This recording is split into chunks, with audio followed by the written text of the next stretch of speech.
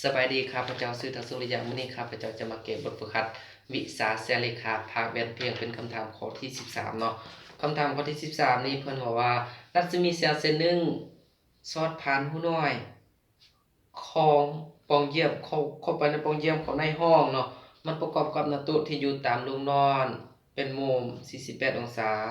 แล้วถ้าว่าเราจะต้องวางเวียนเพียงแนวใดจึงจะเฮ็ดให้รัศมีแสงสะท้อนเคลื่อนที่ไปตามโรงนอนเนาะ อยู่ในนี้เฮามาเบิ่งรูปตัวนี้จุดนี้เฮามาเป็นจุดกำเนิดแสงเนาะในเมื่อรัศมีออกจากจุดกำเนิดแสงเดินทางเข้าผ่านหูน้อยเนาะเข้าไปเยี่ยมแล้วเข้าไปในห้องประกอบกับหน้าตู้ที่อยู่ตามโรงนอนด้วยมุม48องศาเนาะอันนี้แม่นหน้าตู้แล้วคำถามว่าเราจะต้องวางแว่นเพียงใดจึงจะเฮ็ดให้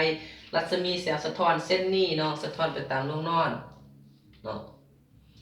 แน่นอนอยู่ในนี้ตอบเลยว่าเขาต้องวางแว่นเพียง1แบบนี้ในเมื่อเขาวางแว่นเพียง1แบบนี้แล้วจะประกอบเป็นมุมได้นึงอยู่ในนี้คือมุมเบต้าแต่มุมเบต้าตัวนี้เขายังบ่ฮู้เนาะในเมื่อเขาเอาทั้งแว่นเพียงเขาวาง1แบบนี้แล้วรัศมีแสงฮอดจะกระทบใส่หน้าแว่นเพียงตัวเขาวางแบบหนึ่งนี่เมื่อฮอดหน้าแว่นแล้วจะเกิดมีรัศมีแสงสะท้อนคือ S ขีดเนาะนี่คือ S แล้วขนานกับหน้าโต๊ะโดยมุมฮอดกับมุมสะท้อนเนาะอยู่ในนี้เราอยากได้ค่าของมุมเบต้าตัวนี้เนาะซึ่งอยู่ในนี้เรารู้ว่ามุมอัลฟาตัวนี้เนาะเท่ากับ2เบต้า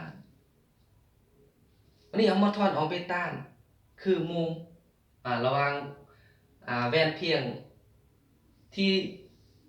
เบต้าตัวนี้คือมุมประกอบระหว่างแว่นเพียงกับหน้าโต๊ะเนาะเอามาทอนเอาคืออัลฟา2ซึ่งอัลฟานี่เรารู้แล้วว่าทั้งมุม48องศาเนาะวันนี้เอา48หาร2จะได้อยู่34องศาฉะนั้นเหตุผลที่หาร2เฮาเบิ่งอยู่ในนี้อันนี้แม่นรัศมีแสงฮอดประกอบกับหน้าโต๊ะเนาะในเมื่อมันประกอบกับหน้าโต๊ะต้องประกอบครึ่งหนึ่งของ